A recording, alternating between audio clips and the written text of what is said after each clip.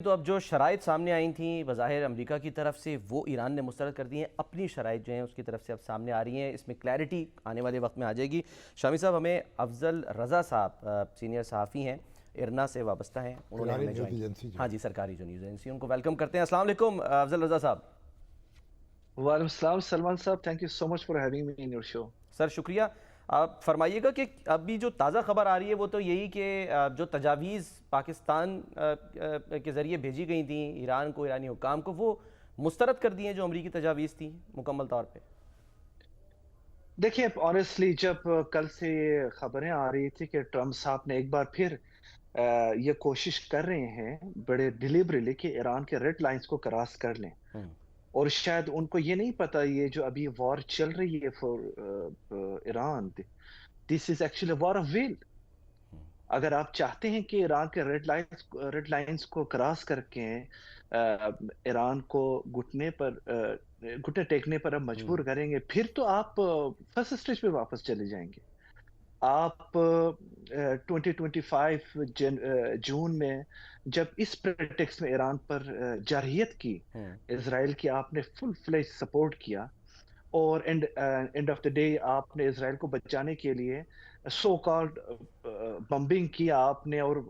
آپ نے یہ گلوری ایک بولنگ کی کہ آپ نے پورا نیوکلیر ختم کر دیا، تو پھر آپ ابھی کس چیز کے پیچھے ہیں؟ آپ تو کہہ رہے تھے کہ ایران کے نیوکلیر کیپیبلٹیز کو ختم کر دیا، اور ابھی آپ ایران کے ڈیفنس کیپیبلٹیز کے پیچھے پڑے ہیں اور ایران کے رائٹس کو ہی نہیں ایکسیپٹ کرنا چاہتے ہیں۔ آلدو کہ آپ نے گزشتہ 3 ہفتوں سے جب جنگ سٹارٹ ہوئی ہے، 10 بار سے زیادہ آپ نے اس جنگ میں اپنی فتح کے اعلان کر چکے ہیں، اور آپ نے کہا کہ آپ نے ایران کے بالکل 100% سب کچھ کو ختم کر دیا ہے، اور ایران کی فضائیہ کو، ایران کی نیوی کو، ایران کی قیادت کو ہم نے ختم کر دیا ہے، رژیم چینج کر دی ہے۔ ایک ہی جملے میں وہ یہ کہتے ہیں ٹرمپ کہ جی ہم نے سب کچھ ختم کر دیا ہے، کوئی نہیں بچا، اور پھر دوسرے جملے میں وہ یہ کہتے ہیں کہ اب جن سے بات ہو رہی ہے ان سے بڑی اچھی بات ہو رہی ہے۔ مجھے لگتا ہے ایران کا سب کچھ ختم ہو گیا اکارڈنگ ٹو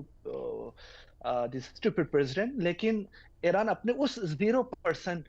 جو رہ گیا ہے، بڑے 0%، وہ تو دنیا کے 20% آئل کی ایکٹیویٹی کو روک دیا ہے، street of harms per control کیا ہوا ہے، اور آج کے دن بھی جو بھی گزرنا چاہتی ہے وہاں سے کشتی یا ٹینکر، ان سے اپنے جو ٹولز ہے وہ وصول کر رہے ہیں۔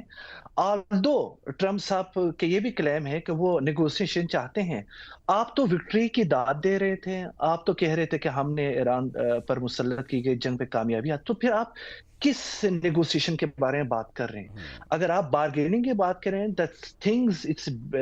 better on the Iranian side۔ میں سمجھتا ہوں کہ ایران نے یہ جو رسپانس دے دیا ہے، یہ this is exactly according to the will of the demands of the nation۔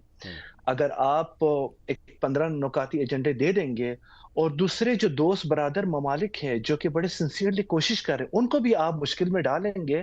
so this is not acceptable for Iranian nation and armed forces at all۔ Iran کی کون سی باتیں مانی جائیں گی تو پھر ہم سمجھیں کہ جنگ بندی ممکن ہے؟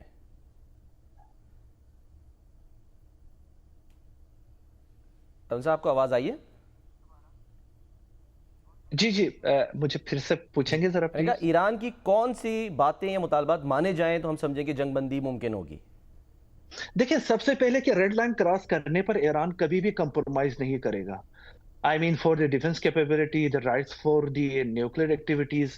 سب سے پہلے جنہوں نے ایران پر جارحیت کی ہے ان کے طرف سے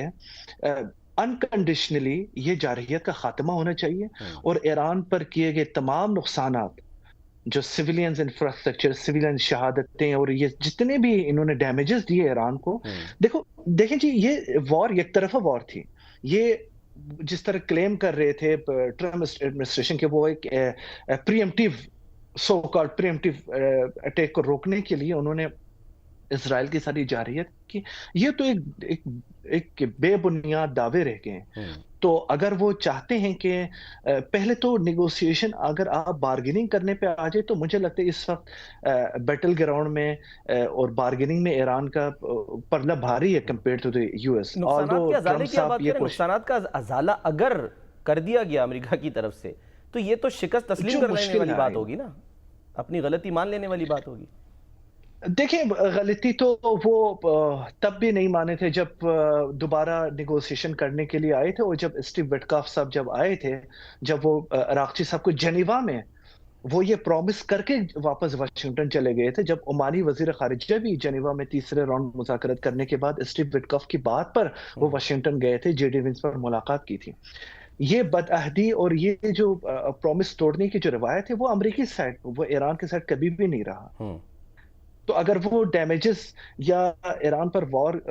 जारियत रोकने या ईरान के लेजिटिमेट राइट्स को रिकॉग्नाइज करने, स्ट्रेट ऑफ हॉर्मुज में ईरान की जो लीगल राइट्स है उसको आप एक्सेप्ट नहीं करेंगे, तो ये वही लेगेसी है हजरत इमाम खामेनी रहमतुल्लाह, जब उन्होंने अपनी शहादत से पहले कोई 10 दिन या 12 दिन पहले गालिबन उन्होंने ये वार्न किया था कि हम तो जंग के दर पे नहीं है, हम मुज़ाकरात के हामी है। ऑल्दो आप मुज़ाकरात के भी हामी नहीं थे, लेकिन ईरान में जो डेमोक्रेसी है, जब एक सिविलियन वहाँ पे लीडरशिप है, उनकी लाज रखने के बावजूद आपने इस मुज़ाकरात की हामी भरी, लेकिन उन्होंने वार्न किया था कि अगर आप ईरान पर वॉर मुसल्लत करने की कोशिश करेंगे, फिर ये एक ब्रॉडर लेवल तक चला जाएगा जो कि जारहियत करने वालों के कंट्रोल में नहीं आएंगे। ये ईरान पर डिपेंड होगा कि कब और किस जगह पे और किस कंडीशन में जंग रोकेंगे। ठीक है, बहुत बहुत शुक्रिया अफजल रज़ा साहब, आप हमारे साथ मौजूद रहे।